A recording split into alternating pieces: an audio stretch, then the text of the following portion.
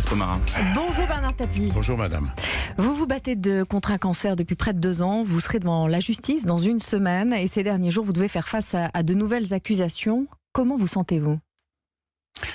Vous mélangez un peu... on va en parler en détail, mais j'aimerais d'abord connaître votre état d'esprit. Comment vous sentez-vous ? C'est le cancer, un deuxième problème, c'est le procès. Oui. Et donc le reste, vous vous sentez comment ? C'est votre problème à vous, mais c'est pas le mien.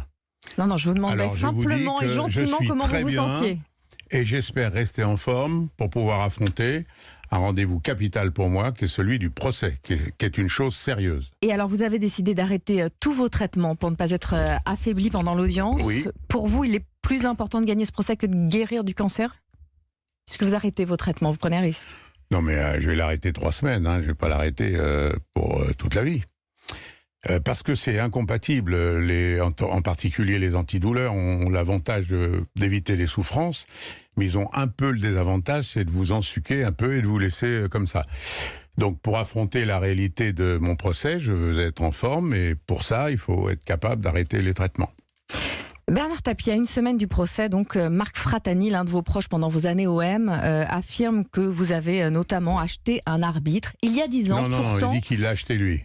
Non. Alors... Et ce même Fratani... N'en rajoutez pas, il a dit qu'il avait acheté un arbitre. À votre demande. Ah ça va de soi que s'il a acheté un arbitre, ça aurait été à ma demande. Ça tombe bien qu'il ait fait ça, parce que j'ai demandé à la Ligue, par l'intermédiaire de mon avocat, qu'il le convoque pour qu'il dise qui. Parce que s'il y a un arbitre qui a accepté d'être acheté pour un match, il faut le savoir. Vous vous rendez compte, c'est trop grave. Vous allez porter plainte ? Évidemment. Ce même Fratani, il avait pourtant publié un livre dans lequel il affirmait il y a 10 ans... Non, mais attendez, si on passe la matinée pour parler de ce que Fratani a dit, je me lève et je vous laisse toute seule. On est d'accord ? Je suis venu parler de mon procès et de ce qui se passe dans le pays. Alors, je vous parle S'il n'y a que ça qui vous intéresse, moi, ça ne m'intéresse pas. Bernard Tapie... Je ne vous répondrai pas. Fratani... Et vous ne serez pas la première. Non, mais vous avez... Allez, au revoir, madame. Mais non, Bernard Tapie... Bernard Tapie... Mais non, mais vous savez... Bernard Tapie, c'est ridicule, franchement. Voilà. Vous saviez très bien qu'on parlerait de ça.